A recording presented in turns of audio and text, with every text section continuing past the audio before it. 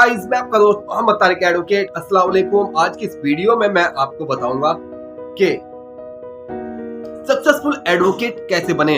वो टिप्स दूंगा जो आप तक किसी ने आपको दी नहीं होगी।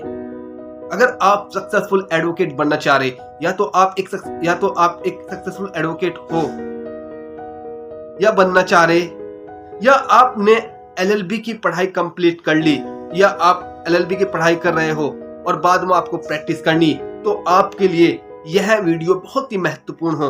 बस इस वीडियो में आपको लास्ट तक बने रहना। इस वीडियो में मैं आपको अपना एक्सपीरियंस शेयर करूंगा। कोई सेक्शन, कोई धारा कुछ नहीं बताऊंगा आपको। जो समस्या का सामना मुझे करना पड़ा, मुझे नहीं, जितने भी एडवोकेट हो सबको करना पड़ो, इस वीडियो में मैं वह बताऊंगा। बेसिक सी बातें जो आपको हमेशा अपने माइंड में रखनी अगर आपको अपनी लाइफ में सक्सेसफुल एडवोकेट बनना। अगर आपने इन बातों को अपने माइंड में रख लिया तो आपको सक्सेस होने से कोई नहीं रोक सकता, कोई नहीं रोक सकता। वकालत का जो पेशा, सम्मान्य पेशा, ये पहले भी था, अब भी है और हमेशा रहेगा। और हम लोग जितने भी एडवोकेट हो, जो न्यू एडवोकेट हो, खासकर मेरी तरह, मेरे जैसे, सबसे बड़ी गलती क्या करो? सबसे बड़ी जो पहली गलती नंबर 1 हो कि हमें किताबों की ज्यादा नॉलेज नहीं है, थ्योरेटिकल नॉलेज नहीं है बिल्कुल भी। हालांकि अगर आप वकालत की प्रैक्टिस कर रहे कोर्ट के अंदर, तो आपके पास किताबों की नॉलेज होना बहुत जरूरी है। क्योंकि अगर आप लोअर कोर्ट में अगर आप प्रैक्टिस कर रहे, या सेशन कोर्ट में आप प्रैक्टिस कर रहे, तो आपको, हालांकि आप क्रिमिनल में प्रैक्टिस कर रहे या सिविल में प्रैक्टिस कर रहे, वही तो है नहीं कि सभी धाराओं का आपको यूज होती हो क्रिमिनल में, मतलब लोअर कोर्ट में, सेशन कोर्ट में। लेकिन अगर आप हाई कोर्ट में जाओगे, क्योंकि हाई कोर्ट में अधिकतर अपील चलती हो, तो आपको, अगर आप क्रिमिनल की जैसे प्रैक्टिस करें, तो आपको आईपीसी, बीएनएस और भारतीय साक्ष्य अधिनियम की फुल नॉलेज होनी चाहिए। लेकिन आप अगर सेशन कोर्ट या लोअर कोर्ट में भी आप प्रैक्टिस करें, तो आपको महत्वपूर्ण धाराओं की फुल नॉलेज होनी चाहिए। मेरे हिसाब से तो आपको सभी धाराओं की फुल नॉलेज होनी चाहिए। सबसे पहले जो हम गलती करते हो, हम किताबों की नॉलेज नहीं है, नंबर 1 जो मैंने आपको बताया, किताबों की नॉलेज। और दूसरा, हम माननीय सुप्रीम कोर्ट के या हाई कोर्ट के क्या हो, उनके जो जजमेंट हो, उनकी स्टडी नहीं करते, उनकी स्टडी बिल्कुल नहीं करते। अगर जो सबसे पहले जो गलती आप सुधार लो, तो आप एक सक्सेसफुल एडवोकेट बन सकते हो। क्या? आपको थ्योरेटिकल नॉलेज, यानी कि किताबों की नॉलेज, किताबों पर आपकी कमांड होनी चाहिए। अगर आप सक्सेसफुल बनना चाह रहे, अपनी लाइफ में एक सक्सेसफुल एडवोकेट बनना चाह रहे, क्योंकि ये पता नहीं कौन कब किसका फोन आ जाए, कौन कब आपके पास आ जाए और आपसे पूछ ले कि हाँ जी, ये फला फला कांड हो गया, फला फला वो हो गया, तो इसमें कौन सी सेक्शन होगी, कौन सी धारा होगी। अपराध ऐसे अलग अलग किस्म के, ये कभी कभार ऐसा हो जाए कि भाई कोई भी वकील या कोई भी पुलिस वाला, कोई भी, या मैं भी, कोई भी विचार का कहा जाए कि इसमें सेक्शन कौन सी होगी। लेकिन अगर हमारी जो कमांड है, बढ़िया थ्योरेटिकल नॉलेज है, तो हम बता देंगे एकदम अखाजी इसमें यह कमांड या सेक्शन होगी। सबसे पहली गलती आप अपनी ये इंप्रूव करो कि आपको किताबों की नॉलेज दो, आपको बुक की नॉलेज होनी चाहिए, थ्योरेटिकल नॉलेज होनी चाहिए, बेहतरीन नॉलेज। नंबर 2, हम माननीय सुप्रीम कोर्ट के या हाई कोर्ट के जितने भी जजमेंट है, जो भी लेटेस्ट जो जजमेंट हो या पुराने जो जजमेंट हो, उस पर हमारी जरा से भी कमांड नहीं है।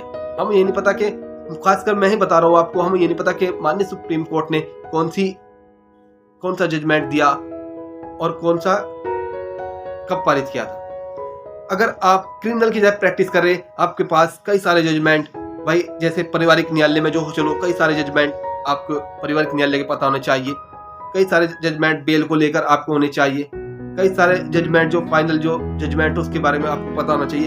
यानी कि आपको फुल प्रैक्टिस होनी चाहिए जजमेंट की, अगर आप सिविल या क्रिमिनल में प्रैक्टिस कर रहे। और हाँ, आपको डेली नहीं तो हफ्ते में एक बार एक कोई भी जो जजमेंट हो माननीय सुप्रीम कोर्ट का, आपको उसे पढ़ना चाहिए। अगर आप पढ़ते हैं तो भाई, ज्ञान तो ऐसी चीज है, ज्ञान हमेशा बढ़ेगा, कभी बांटने से बढ़ता है और कभी घटता नहीं। नंबर 3 जो हम मिस्टेक करते हैं, अनुशासन नहीं बनाना।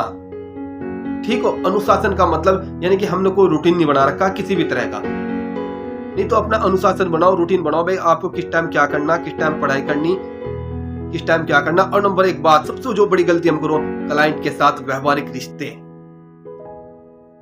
भाई वकालत का ऐसा पैसा, हालांकि सबको पता कि बुरे वक्त में एक एडवोकेट ही आपके साथ काम आता हो, लेकिन एडवोकेट का भाई मेरी तो खुली बात हो, किसी को अच्छी लगे तो सुनना, नहीं लगे तो मत सुनना भाई। वकील को कोई भी ऐसा नुकसान कभी नहीं मानता। अगर आप वकालत के फील्ड में उतर रहे या उतरना चाह रहे, कोई भी क्लाइंट हो, चाहे आपका रिश्तेदारी क्यों ना हो, आपका सगा संबंधी क्यों ना हो, भाई अगर वो आपके पास काम लेके आया ना, सबसे पहले पैसे पकड़ लियो।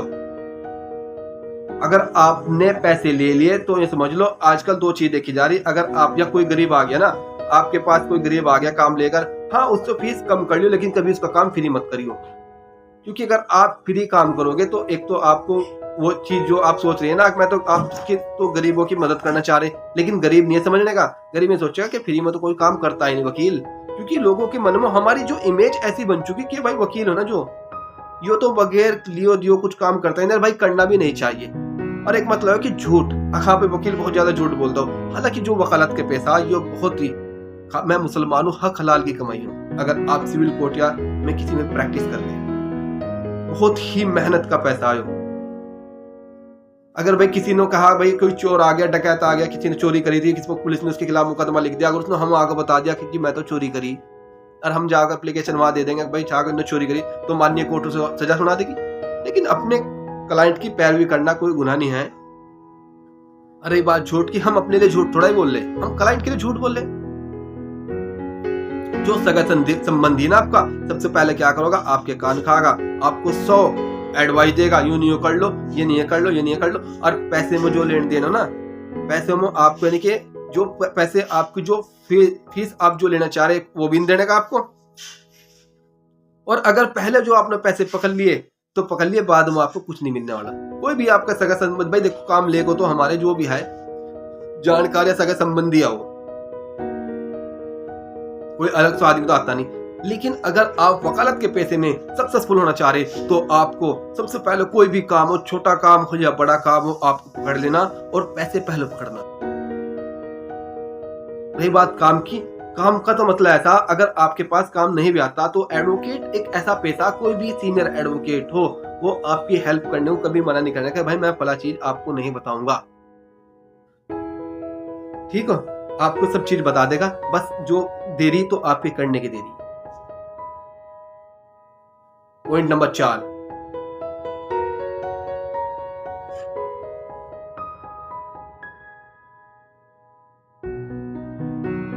नोट्स बनाना। अगर आप कोई भी किसी भी तरह का कोई भी आपके सामने बढ़िया बात आ रही, भाई जैसे कोई भी आप, जैसे आपको क्या करना, आपको डेली कोर्ट में जाना।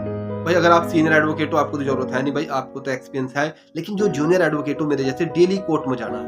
और डेली कोर्ट में जाकर हम कोर्ट की बात सुननी, और जो एडवोकेट हो, जो सीनियर एडवोकेट हो, वो किस तरह से बात कर रहे, कोर्ट में उनका व्यवहार क्या हो, किस तरीके से वो बात कर रहे और किस तरीके से वो कोर्ट के सामने, कोर्ट उनके साथ बात करी, ये देखना डेली जाना। एक तो जिस टाइम नए केसों की पेशी होती हो उस टाइम आपको जरूर जाना, और दूसरी बात आपको उस टाइम जाना जिस टाइम रिमांड होता हो, यानी कि पुलिस नए अभियुक्त को पकड़ के जेल कोर्ट के माननीय न्यायालय के समक्ष पेश करती हो।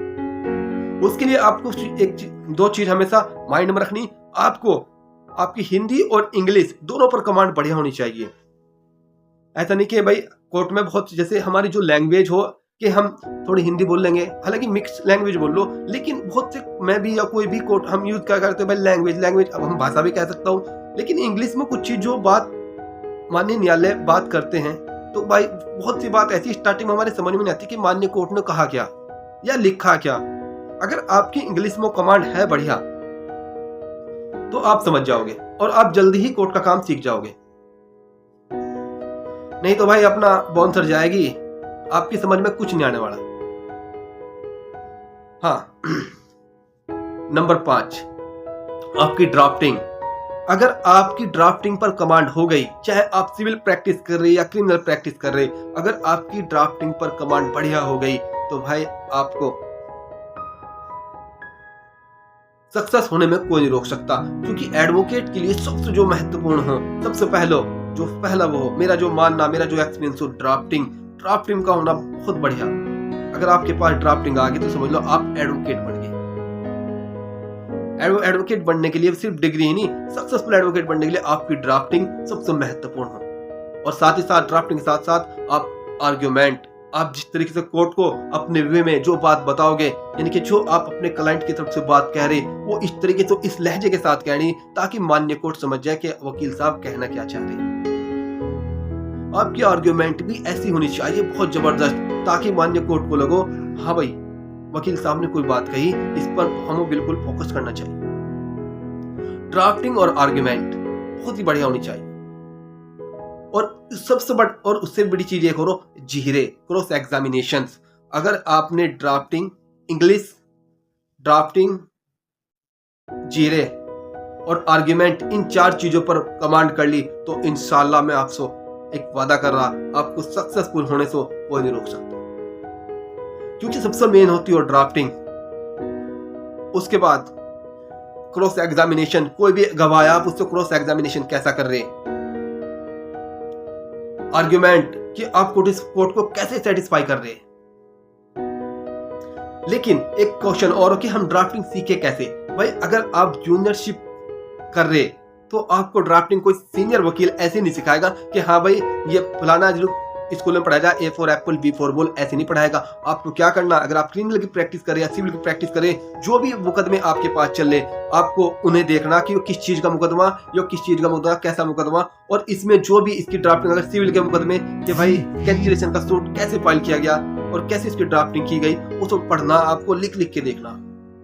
या क्रिमिनल कोई भी, सिविल की क्रिमिनल की कोई भी एप्लीकेशन हो, बेल एप्लीकेशन हो, या कुछ भी ड्राफ्टिंग हो, स्थगन हो या हाजिरी माफी हो, आपको क्या करना, उसको लिख लिख को देखना। 1 बार नहीं, 2 बार नहीं, 4 बार नहीं, 6 बार नहीं, धीरे धीरे धीरे धीरे इंशाल्लाह मुझे उम्मीद हो आप सीख ही जाओगे। कोई भी इंसान हो सीख जा, और बढ़िया ड्राफ्टिंग सीख जा। अगर आप डेली कम से 1-2 साल तक बढ़िया प्रैक्टिस करते हो लिखने की, ड्राफ्टिंग की, तो इंशाल्लाह 1-2 साल के अंदर आपको बढ़िया एक्सपीरियंस हो जाएगा और फिर आप हो जाओगे। ऐसे ही आपको सीखना क्रॉस एग्जामिनेशन। जैसे कोई आपने सीनियर ने कोई भी आपके किसी भी क्लाइंट को क्रॉस एग्जामिनेशन कर रखी, तो आपको क्या करना कि आपको वो पढ़नी कि कौन सा सवाल पूछा, कैसे पूछा, आपको 1 फाइल हो, 2 फाइल हो, 4 फाइल हो, आपको डेली प्रैक्टिस करनी कोर्ट में जाके कि भाई क्रॉस एग्जामिनेशन कैसा हो रहा। और साथ ही साथ आपको कोर्ट में जाना, जो भी किसी भी कोर्ट में, कोई कोर्ट में ऐसा तो है नहीं कि भाई अगर फला का केस चल रहा उसी का जाना जरूरी, नहीं तो और क्लियर अरेस्ट एक्ट भाई आप नहीं आ सकते। अगर कोई भी सीनियर वकील आपका झीरे कर रहा, आप जाके पीछे खड़े जाओ, क्योंकि आपका मन हो सीखना। कोई भी जज वगैरह आपको मना नहीं करे कि भाई आप यहाँ क्यों खड़े, अगर आपके पास खाली टाइम है तो।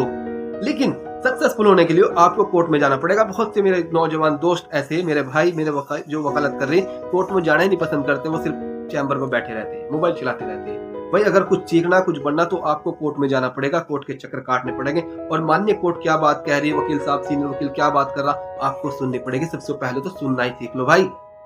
बस माँ बाप की सुनना, उस्ताद की सुनना, जज की सुनना, ये पहले सुनना सीखो, और फिर अदब से सुनाना सीखो, अपनी बात को बताना सीखो।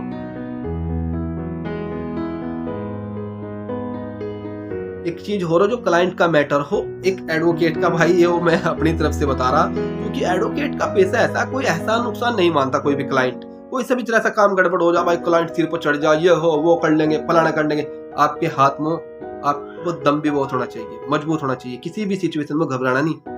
कोई क्लाइंट को आपको उसके साथ व्यवहारिक संबंध नहीं रखने कि भाई मेरा दोस्त हो, मेरा यार हो, मेरा प्यार हो, सबसे पहले पैसे लो, ईमानदारी से काम करो, कोई टोरे टप्पे मत मारो, झूठ मत बोलो, व्यवहारिक संबंध मत बनाओ।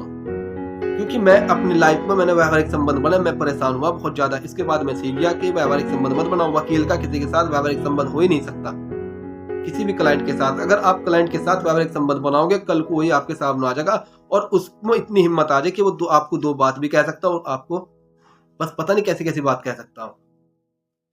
क्लाइंट के अंदर जब वकील के पास आता हो, अल्लाह ने वकील को इतना दम दिया कि कोई भी आदमी उसके सामने फालतू नहीं बोल सकता, चाहे वो कोई मंत्री भी। लेकिन चाहे हम लोग व्यवहारिक संबंध बनाए, उसके घर आने जान शुरू कर दिया, उसको जो हम है उसको हम लोग रख दिया, या किसी ने हमें गरीब बता दिया, हमें तरस आ गया, उस दिन हम मार खा जाएंगे। क्लाइंट के साथ ज्यादा बात मत करो, सिर्फ इतनी बात करनी कि हाँ भाई तेरा काम हो जाएगा, पैसे दे, काम हो जाएगा, बात खत्म। ज्यादा बात क्लाइंट के साथ बिल्कुल नहीं करनी। अगर आप सक्सेसफुल एडवोकेट बनना चाह रहे हैं अपनी लाइफ में, क्लाइंट के साथ सिर्फ काम की बात करो और कुछ ना करो। खैर, अगर मेरी वीडियो अच्छी लगी तो भाई लाइक करो, कमेंट करो और चैनल को सब्सक्राइब करो। इंशाल्लाह कुछ सीखने को मिलेगा इंशाल्लाह। फिर अल्लाह हाफिज़।